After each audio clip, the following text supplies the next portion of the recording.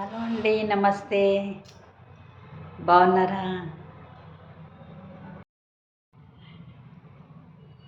నేను ఈరోజు మీకు కలంకాయలు గురించి కొంచెం చెప్పాలనుకున్నానండి.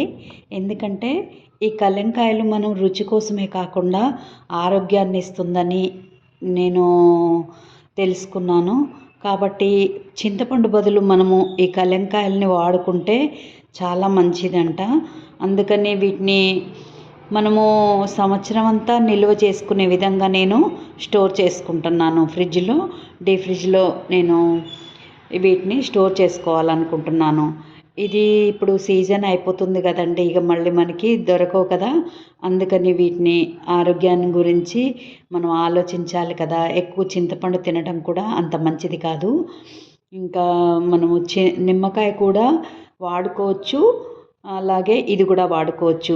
కొన్ని మనము ఆరోగ్యరీత్యా మనం ఏది వాడాలో ఏది వాడద్దో కొంచెం ఆలోచించి తీసుకుంటే మనకి చాలా ఆరోగ్యంగా ఉంటాం కదండి.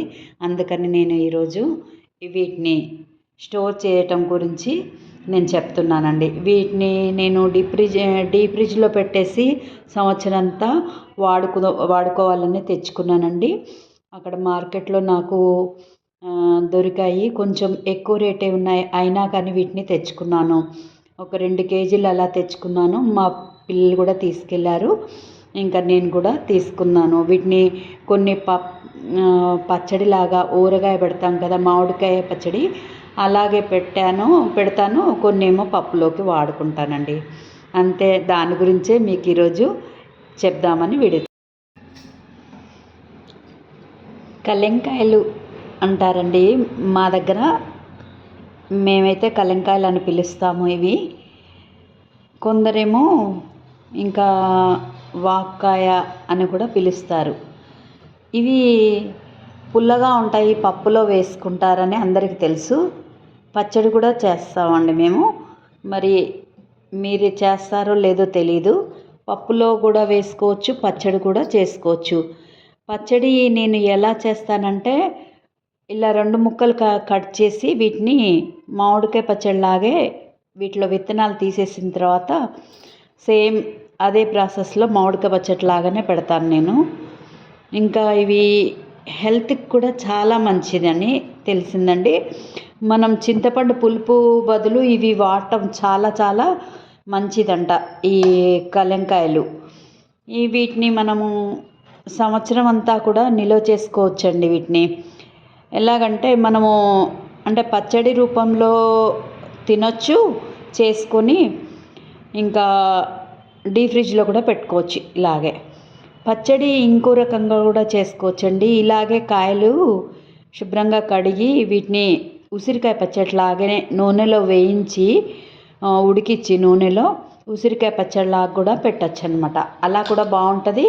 పచ్చిగా కూడా మామిడికాయ పచ్చడిలాగా పచ్చి ముక్కలు కూడా పచ్చడి చేయొచ్చు.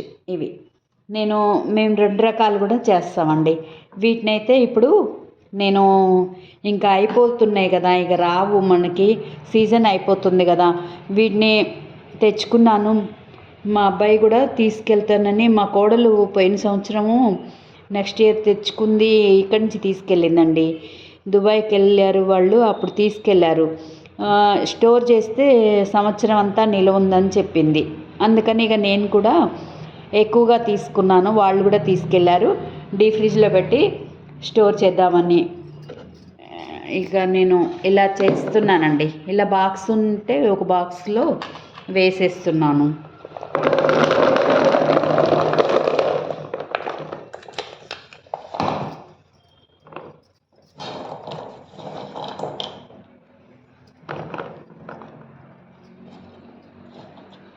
మనము ఇలా వాడుకునేటప్పుడు కొన్ని తీసుకొని శుభ్రంగా నీళ్ళల్లో కడిగేసి వాడుకోవచ్చండి. ఇవి నేను కూడా ఇలాగే చేస్తున్నాను. ఒకవేళ డీప్ ఫ్రిడ్జ్లో ప్లేస్ ఉంటే కనుక మీరు కూడా ఇలా చేసుకోవచ్చండి. ఇవి చింతపండు, ఇవి హెల్త్కి చాలా మంచిదండి. ఈ కాయలు చాలా హెల్త్కి మంచిదంట మనకు. అందుకే వీటిని స్టోర్ చేసుకొని వాడుకోవటం చాలా మంచిదండి. ఏవైనా కానీ మనకి మంచి వాటిని మనము స్టోర్ చేసుకొని వాడుకోవాలంటే ఇది డీప్ ఫ్రిడ్జ్లో పెట్టి వాడుకోవటమే మనకు మార్గం కదండి. ఇంకా లేదంటే దొరకవు కదా. పచ్చి మామిడికాయలు కూడా ఇలాగే స్టోర్ చేసుకుంటాం కదా, అలాగే పచ్చి మామిడికాయలు స్టోర్ చేసుకున్నట్టే స్టోర్ చేస్తున్నాను నేను.